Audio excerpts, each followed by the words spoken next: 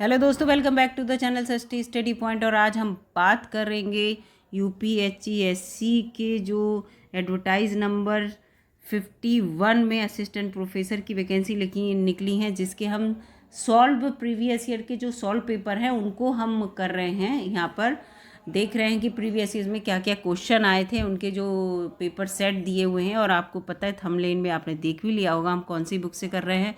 तो बुक है youth competition की। उसमें बहुत सारे पेपर्स हायर एजुकेशन के जो है, चाहे गवर्नमेंट डिग्री कॉलेज के प्रोफेसर के लिए हों, चाहे वो अशासकीय महाविद्यालयों के लिए हों, चाहे वो पीजीटी के लिए हों, और बीईओ वाले जितने भी पेपर हैं वो उसमें दिए हुए हैं। और यहाँ पर मैं बात कर रही हूँ, आपको पता ही है, पहले से आप पेपर देख रहे होंगे। क्वेश्चन मैं 20 से 30 एक अपने वीडियो में अपलोड करती हूँ। जो प्रीवियस ईयर के पेपर्स हैं, पेपर्स पूरा जो दिया हुआ है, पूरा क्वेश्चन पेपर, उसमें से पूरा ये नहीं कि मैं 70 क्वेश्चन देती हूँ, क्योंकि यूपीएचईएससी में 70 सब्जेक्टिव आते हैं। तो मैं एजुकेशन की बात कर रही हूँ यहाँ पे। एजुकेशन के जो क्वेश्चन है उनकी सब्जेक्ट एजुकेशन और बीएड के लिए जो हैं, और 30 जो होते हैं वो आपके जीएस के क्वेश्चन आते हैं। तो यहाँ पे 70 क्वेश्चन की बात करी, तो अभी हम एक पेपर जो है पूरा कर चुके हैं। और इसके साथ साथ दूसरा ये जो पेपर है जो 2021 में आया था, एडवर्टाइज नंबर 50 का, हाँ 50 में, 51 तो अभी चल रहा है इशू में।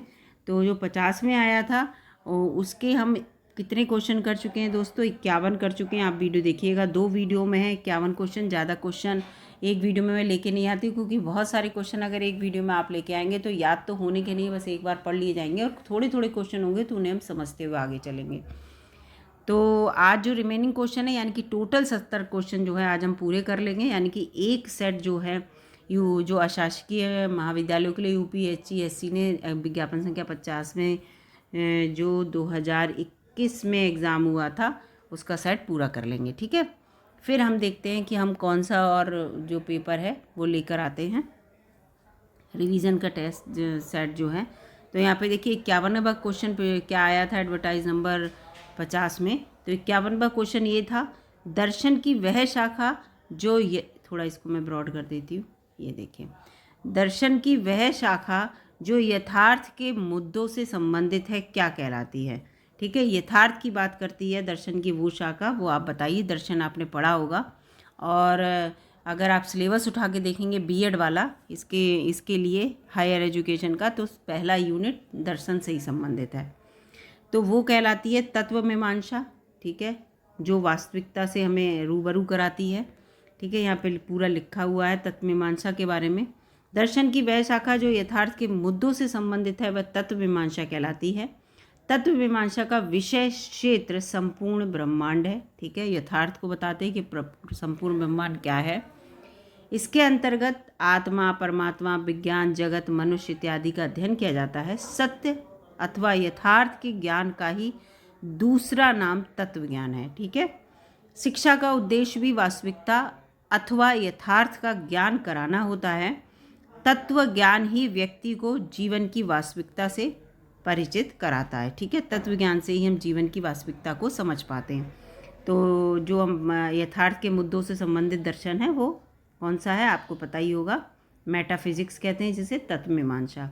अगला 53वां क्वेश्चन आया था 2021 में, वो था, दर्शन की किस शाखा ने इस विचार का जोरदार समर्थन किया कि शिक्षा चरित्र में व्यावसायिक होनी चाहिए? ठीक है, शिक्षा जो है वो चरित्र में व्यावसायिक होनी चाहिए। तो आपको पता ही है ये बात कौन कहेगा, ये यथार्थवाद ही कहेगा, रियलिज्म की, यथार्थ में जियो, हमारी शिक्षा जो है चरित्र में व्यावसायिक होनी चाहिए, है ना। तो यहाँ पे ये कहा है पूरा इन्होंने। और डेविन पोर्ट के अनुसार है, यहाँ पे लिखा हुआ है, ये देखिए। ठीक है, डेविन है, डेविड नहीं। कोई भी व्यक्ति किसी व्यवसाय के बिना शिक्षा का चयन ना करे, और ना बिना शिक्षा के व्यवसाय का चयन करे। ठीक है, शिक्षित भी होना है तो व्यवसाय करे, और व्यवसाय जब करना है कि हमें कौन सा व्यवसाय करना है उसके अनुसार शिक्षा ग्रहण करे, और शिक्षा ग्रहण करने के साथ ही व्यवसाय करे, यानी दोनों चीज़ें हों।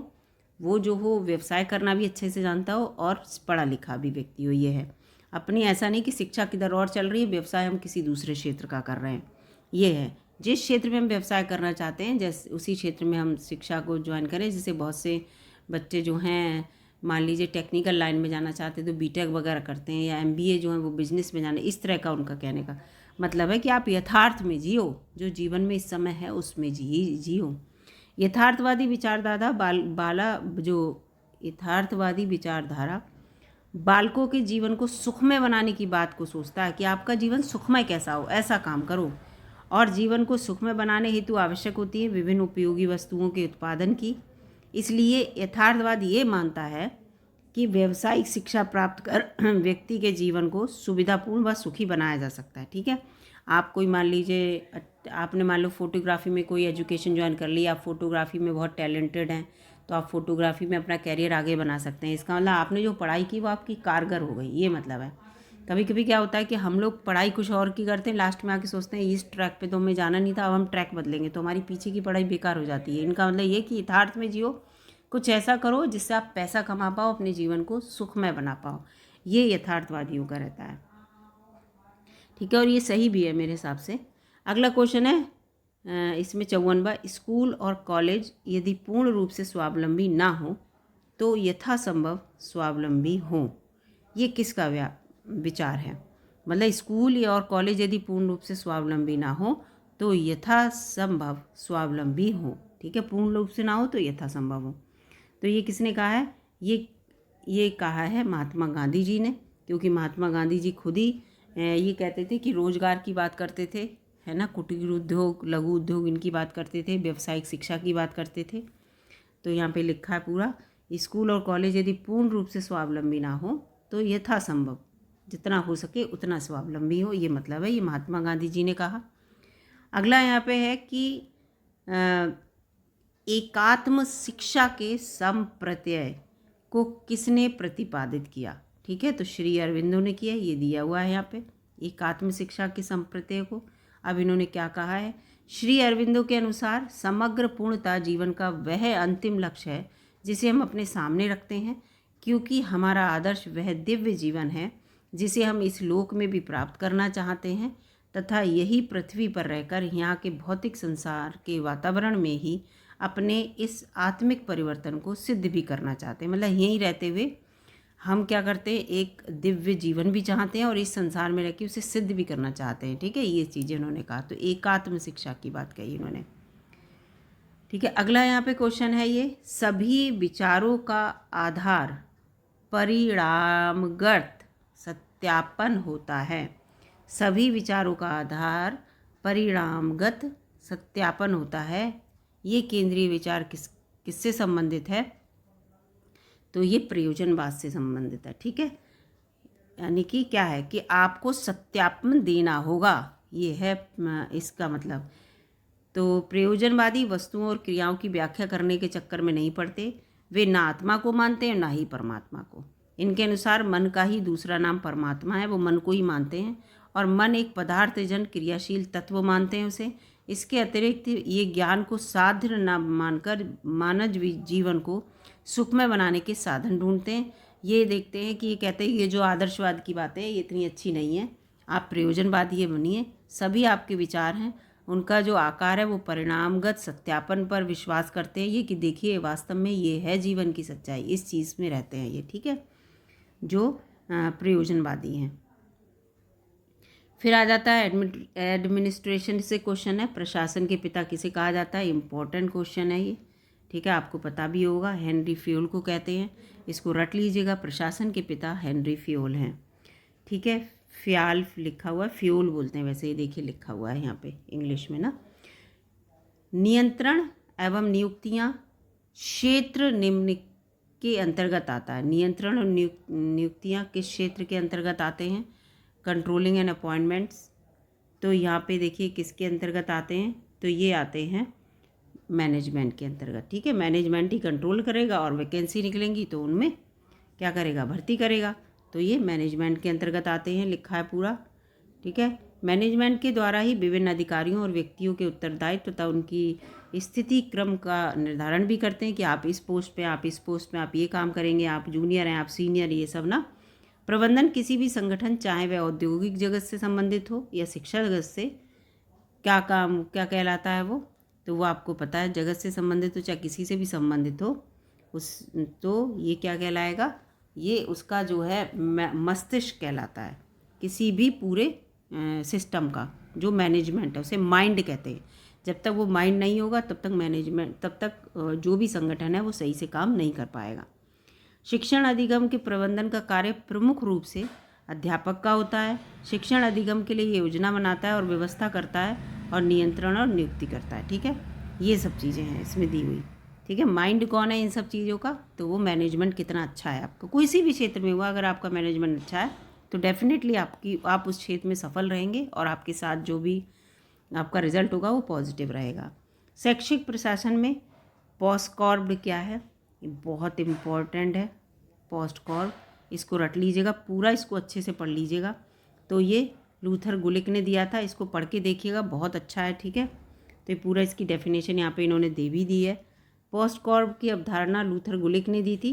देखिए, planning, organizing, staffing, directing, coordinating, reporting and budgeting, पूरा मैनेजमेंट वाला है। ये मैनेजमेंट वाली जो यूनिट है आपकी वो देखिएगा, उसमें है ये। ठीक है, उसमें पूरा दिया हुआ है। इसके अलावा और भी हैं बहुत। अगला क्वेश्चन है कि शैक्षिक नियोजन के मानव शक्ति उपागम को भी कहा गया है। शैक्षिक नियोजन के जो मानव शक्ति उपागम है, ठीक है, एजुकेशन प्लानिंग का, उसकी जो मैन पावर अप्रोच है उसे क्या कहते हैं, तो उसको मानव संसाधन विकास उपागम भी कहते हैं, ह्यूमन रिसोर्स डेवलपमेंट अप्रोच भी कहते हैं। ठीक है, पूरा का इसमें लिखा हुआ है।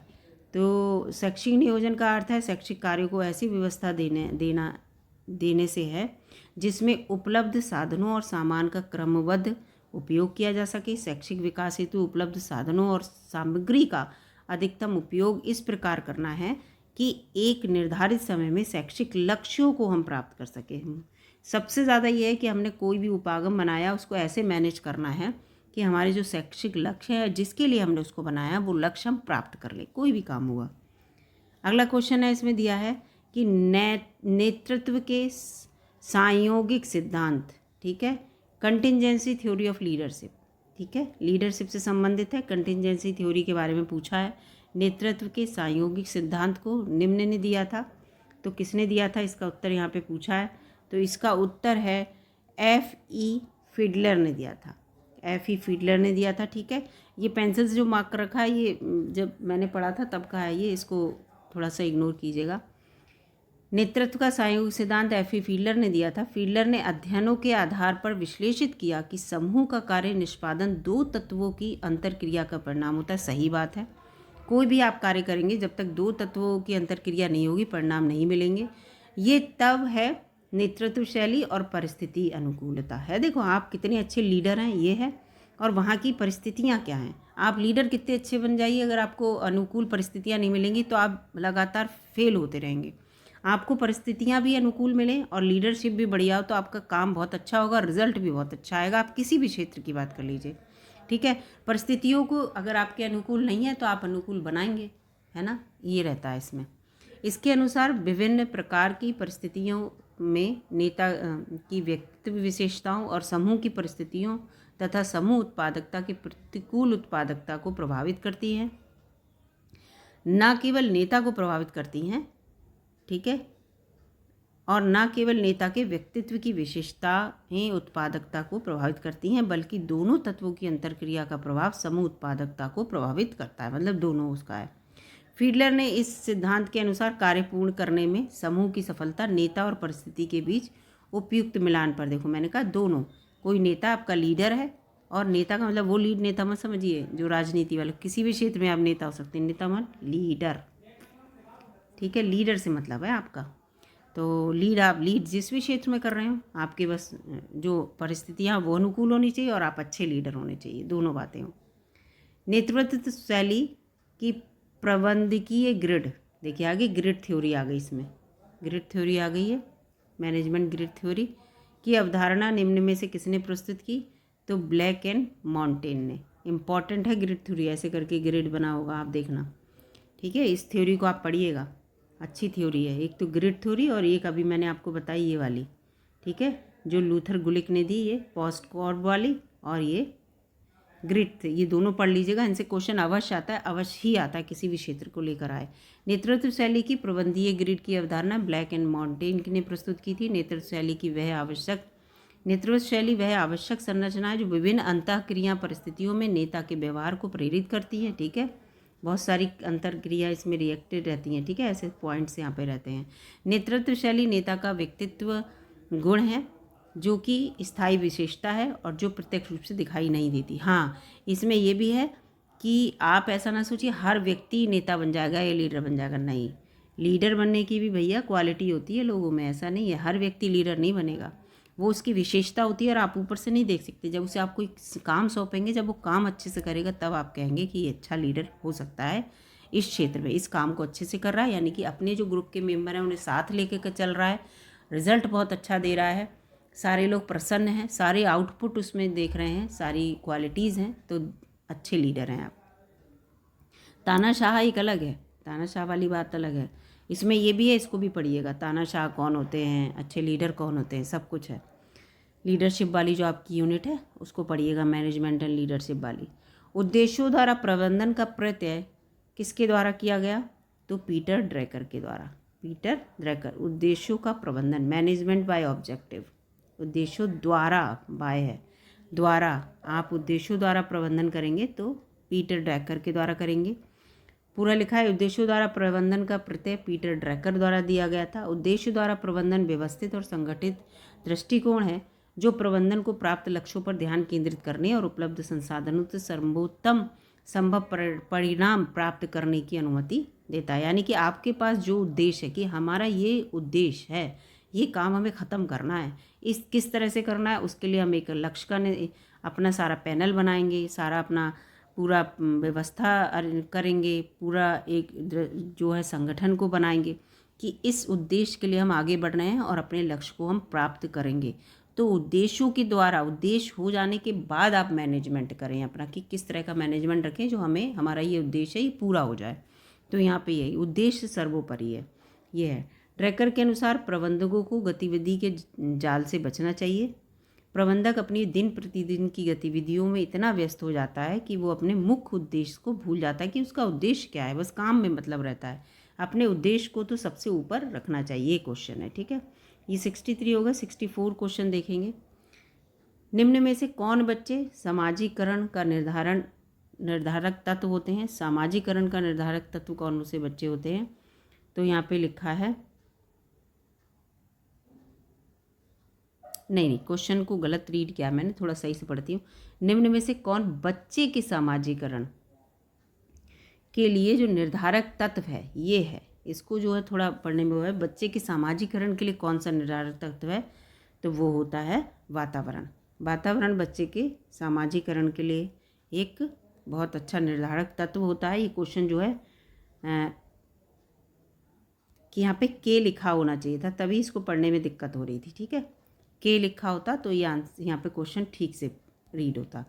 वातावरण बच्चे के सामाजिकरण का निर्धारक तत्व है। सामाजिकरण की प्रक्रिया में उन मानकों, मूल्यों और विश्वासों को प्राप्त किया जाता है जिन्हें समाज में महत्व दिया जाता है। ठीक है, जो समाज के लिए महत्वपूर्ण है वो सारे मानक हैं, मूल्य हैं, विश्वास हैं। उन चीज़ों को बच्चों को जब हम सिखाते हैं तो बच्चा जो है अच्छे से विकसित होता है। इस तरह ये सांस्कृतिक मूल्यों, प्राथमिकताओं और प्रतिमानों को बच्चे के व्यवहार में संक्रमित करने की प्रक्रिया है। अगला क्वेश्चन है इसमें है, यहाँ पे देखिए, शिक्षा के अध्ययन के लिए समाज शास्त्रीय दृष्टिकोण की आवश्यकता की पहचान किसने की थी, कि समाज शास्त्रीय दृष्टिकोण चाहिए शिक्षा का। अगर आपको अध्ययन करना है तो समाज बहुत इम्पॉर्टेंट है, समाज शास्त्र बहुत इम्पॉर्टेंट है। तो इसका उत्तर है बी।